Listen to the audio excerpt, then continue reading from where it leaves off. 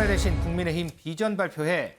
자, 국민의힘이요. 이 시간 지금 현재요. 대선 경선 예비 주자들의 비전 발표회가 열리고 있습니다.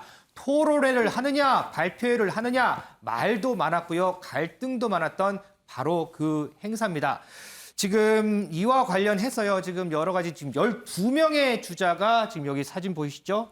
12명의 예비 후보가 모두 한자리에 모였습니다. 각 후보들 7분간 본인의 공약에 대해서 자유롭게 발표를 하는 그런 순서를 가지고 있습니다. 1시부터 시작이 됐고요. 지금 이 시간도 계속해서 진행이 되고 있습니다. 김은미 기자. 네. 자, 12명이 이렇게 한자리에 모인 거는 전 처음 봐요. 왜냐하면 그동안에 일부 당 행사에 일부 후보가 불참을 하면서 갈등도 있었고요. 논란도 여러 있었잖아요.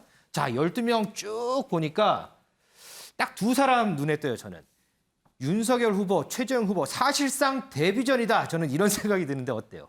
네, 맞습니다. 사실 원래 이 예비 후보들은 13명이었었죠. 그런데 이 13명 중에서 이제 앞서 저희가 말씀드린 것처럼 윤희숙 후보는 이 스스로 대선 경선의 여정을 이제 여기서 끝내겠다라고 밝히는 모습 보셨습니다.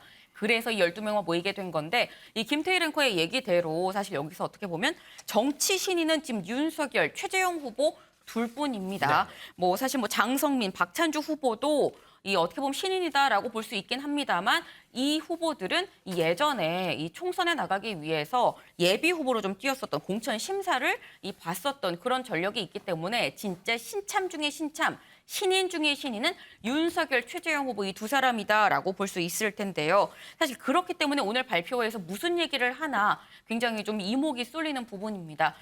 저희가 방송을 하면서 윤석열 후보는 먼저 앞서서 이 비전 발표를 했는데 좀 짧게 요약을 해드리면 먼저 시작을 당의 단합 그리고 통합을 상당히 강조를 하면서 시작을 했습니다. 그동안의 일련의 사건들을 조금 네. 이제 좀 함축하는군요. 아마도 그런 것으로 생각이 되는데요. 그러면서 한 얘기, 굉장히 많은 얘기를 7분 동안 하니까 굉장히 양은 많습니다만 그중에 이제 유독 눈에 띈 건 사법기관에 압력을 가하고 흔드는 일이 발생하지 않도록 하겠다. 그리고 이 여론 조작에 이 대통령 측근이 관여하는 일도 없도록 하겠다라는 부분을 이 비전 발표회 문구에 넣었습니다. 이동석 기자. 오늘 행사가 아무래도 이제 그냥 발표회예요. 그러다 보니까 토론도 없고 질의응답 이런 부분도 없기 때문에 주자들 간에 이런 신경전이나 이런 거를 할 틈이 없어요. 그죠? 맞습니다. 그렇다 보니까 장외에서 신경전이 상당히 좀 거세더라고요. 네, 맞습니다. 홍준표 그리고 유승민 예비 후보 작심한 듯 윤석열 예비 후보를 겨냥해서 쓴소리를 쏟아냈는데요. 어떤 발언을 했는지 먼저 영상을 통해 만나보시죠.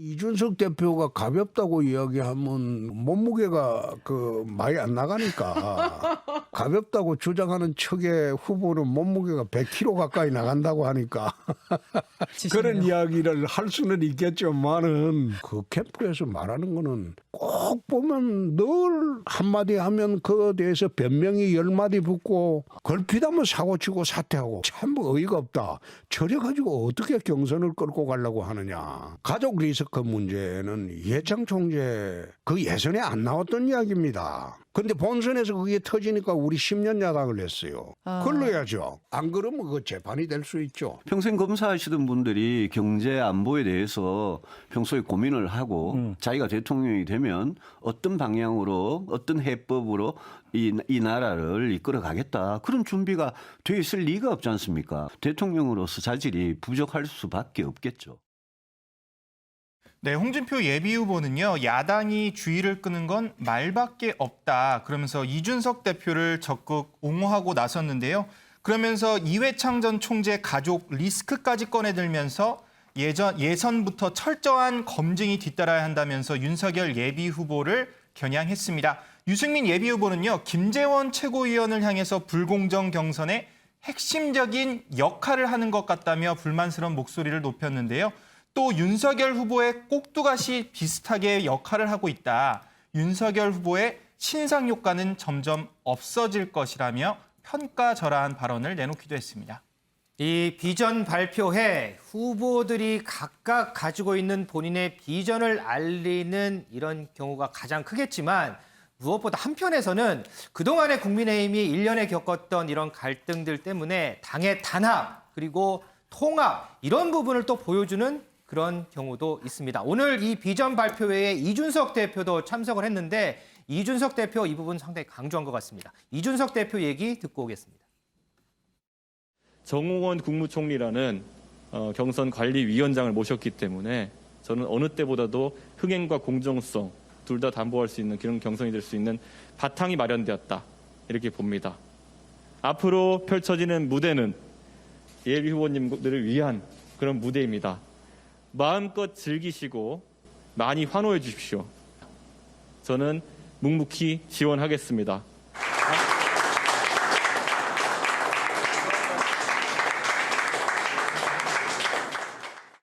자, 이렇게 경선에 나선 주자들 목표는 다 같을 겁니다. 당내 경선을 통해서 당내의 최종 후보가 되고 본선에 나가서도 이겨서 최종적으로 대통령이 되는 그런 하나의 목표를 달려가고 있습니다. 이런 경선 주자들을 향해서 어제 저희가 잠시 전해드렸죠. 국민의힘 김재원 최고위원이 홍준표 후보에 대해서 당선 가능성이 낮다 이런 발언을 해서 논란이 됐고요. 또 이에 대해서 또 사과하는 이런 일도 있었습니다. 자, 윤정 기자. 네. 홍준표 의원, 이 김재원 최고위원 말에 상당히 화가 많이 났어요. 그래서 어제 SNS를 통해서 엄청나게 비판을 했잖아요. 그런데 네. 오늘 보니까 직접 목소리로 또 비판을 했더라고요. 네, 맞습니다. 오늘 한 라디오 인터뷰를 진행했는데 여기에서 사회자가 이 김재원 최고위원이 홍준표 의원 당선되면 큰일 난다라고 발언한 것에 대해서 의견을 묻자 요즘 무야홍이라는 신조어까지 만들어냈잖아요. 무야홍, 예. 네, 무조건 야당 후보는 홍준표다라고 주장하고 있는 홍준표 의원 이 버럭 화를 냈습니다. 뭐라고 했는지 들어보시죠.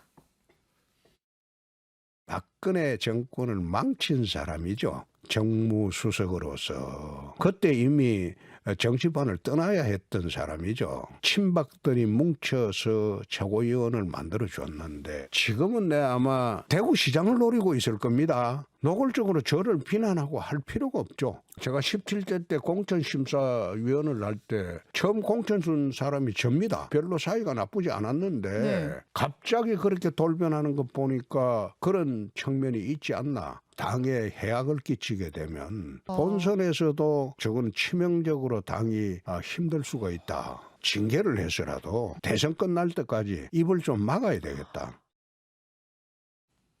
본인이 과거에 공천을 줬는데 지금은 자신을 공격하는 상황에 대한 좀 섭섭함도 있는 것처럼 보이기도 하고요. 네. 이 그야말로 김재원 최고위원을 향해서 맹공을 쏟아냈습니다. 이 김 최고위원에 대해서 유력 대권 후보 진영에 앞장서서 활동하는 건 부적절하다라고 공격을 했는데 이 유력 후보가 누구냐라고 얘기를 했더니 그건 모르겠다라고 얘기를 했지만 누가 보더라도 윤 전 총장을 얘기하는 거겠죠. 뭐 대구시장 자리를 얻으려고 하는 것 아니냐라는 얘기까지 꺼냈습니다. 또 김 최고위원에 대해서 징계 요청서를 굳이 제출한 이유에 대해서는 이 대선 본선에 가서도 문제가 될 수 있겠다고 판단해서 대선이 끝날 때까지 입을 막아야겠다고 생각했다고 밝혔습니다. 김현미 기자. 더불어서 네. 유승민 의원도 후보도 이런 얘기를 했더라고요. 이거 누구 특정 이 주자의 꼭두가시 역할을 하고 있다 이렇게 비판 대열에 가세를 했던데 네. 자, 이렇게 대선 주자들이 비판하는 상황. 김재원 최고위원 몸을 좀 사리지 않을까 싶기도 해요. 네, 이 김재원 최고위원 몸을 사려야 될 때로 보입니다. 지금 홍준표 후보가 어제 이 말만 한 게 아니라 실제로 이 징계 요청서를 제출을 했습니다. 근데 이 제출한 거에 대해서 이 홍 후보가 하는 얘기가 그냥 경고 차원에서 내가 이 요청서를 낸 게 아니다라고 얘기를 하면서 저런 사람이 최고위원직에 있으면 당이 어려워진다라고 얘기를 했습니다. 다시 말해서 김재원 최고위원을 최고위원직에서 내가 끌어내리겠다라는 강한 의지를 엿볼 수 있는데요. 네. 이 김재원 최고위원 지금 현역이 아니죠. 근데 정치인들 부고 기사 아니면 모든 기사에 좀 나야 된다라는 말이 있을 만큼 사실 정치인들의 대외적인 노출은 굉장히 중요합니다. 근데 김재원 최고위원이 이렇게 노출되는 거는 지금 최고위원에 있기 때문인 건데 이 최고위원직에서 지금 내리겠다라고 하고 있다 보니까 네, 사실 여기서 물러나면 정말 이 김재원 최고위원 입장에서는 좀 낭패일 수 있습니다. 그러다 보니까 홍준표 의원에 대해서는 좀 상당히 말을 아끼면서 홍 후보가 이 김재원 최고위원이 물심양면으로 돕는다라고 보고 있는 이 윤석열 전 총장에 대해서는 오히려 보란 듯이 굉장히 비판을 하고 나섰는데요. 뭐라고 얘기했는지 직접 들어보시죠.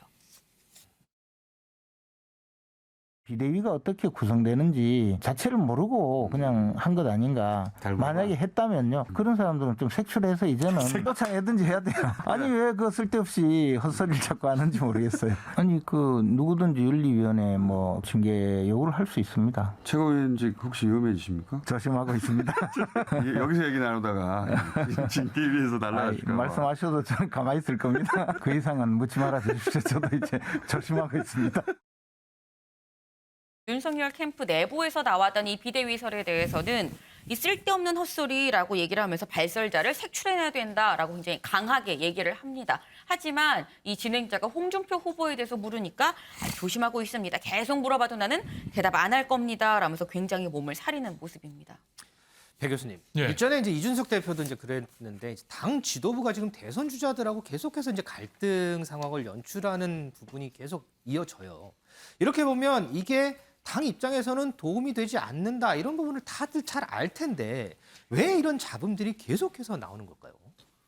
그러니까 이제 하나는 뭐 의도한 발언일 수도 있고 또 하나는 전혀 의도하지 못하고 무의식적으로 내뱉은 이제 그런 발언도 있는 거죠. 지금 이제 김재원 의원 같은 경우는 본인이 유튜브 방송에서 마구 얘기를 했는데 그건 뭐 본인이 의도한 그런 발언이보다는 유튜브 발언 도중에 본인이 좀 내재된 속마음이 노출된 것 같아요. 그러나 윤석열 전 총장 측에 경사돼 있다라는 이제 그런 평가를 받고 있는 그런 상황에서 홍준표 전 대표를 향해서 홍준표 전 대표가 윤석열 전 총장 이기면 큰일 난다. 홍감탱이라는 그런 이제 상당히 좀 폄하적인 발언을 하면서 대선에서 승리 가능성이 별로 없다라는 이제 그런 얘기까지 했단 말이에요. 그런데 직접 그렇게 이제 발언한 김재원 거죠. 최고위원 같은 경우는 지금 당 지도부 아닙니까? 그렇죠. 지금 가장 국민의힘에서 문제가 되고 있는 게 경선의 공정관리 문제 아니겠습니까? 근데 김재원 최고위원 같은 경우는 본인이 이 공정관리 문제를 가지고 이준석 대표를 집중적으로 공격을 했단 말이에요. 근데 지금 본인이 이 공정성의 시비에 걸려가지고 지금 사퇴 요구를 받고 있는 그런 상황인데 결국 이제 좀 발언을 극도로 좀 조심할 필요가 있는데 지금 국민의힘 같은 경우는 만인에 대한 만인의 투쟁 양상으로 보이고 있지 않습니까? 이준석 대표하고 윤석열 전 총장 그리고 또 대표들 간에 주자들 간에 이렇게 계속해서 붙고 있고 그러다 보니까 뭐 대표 사퇴해라 탄핵해야 된다 심지어는 비대위를 도입을 해야 된다 이런 얘기까지 나오고 있거든요. 그러면 결국은 정권 교체가 과연 가능하겠는가라는 의구심을 가질 수밖에 없고 실제로 지금 국민의힘 같은 경우 지지율이 계속 떨어지고 있지 않습니까? 전쟁을 앞두고 적전 분열하면 공멸할 수밖에 없는 거예요. 또 이제 국민의힘 같은 경우는 과거에 수라린 아픔이 있잖아요. 친이 친박이 그냥 계속해서 싸워가지고 결국은 뭐 정권 넘겨지고 보수가 괴멸하는 그런 상황까지 있었기 때문에 좀 이제는 내부 총질을 좀 그만하고 서로 반성하면서 하나 되는 그런 길을 갈 필요가 있지 않나라는 생각이 좀 듭니다. 알겠습니다.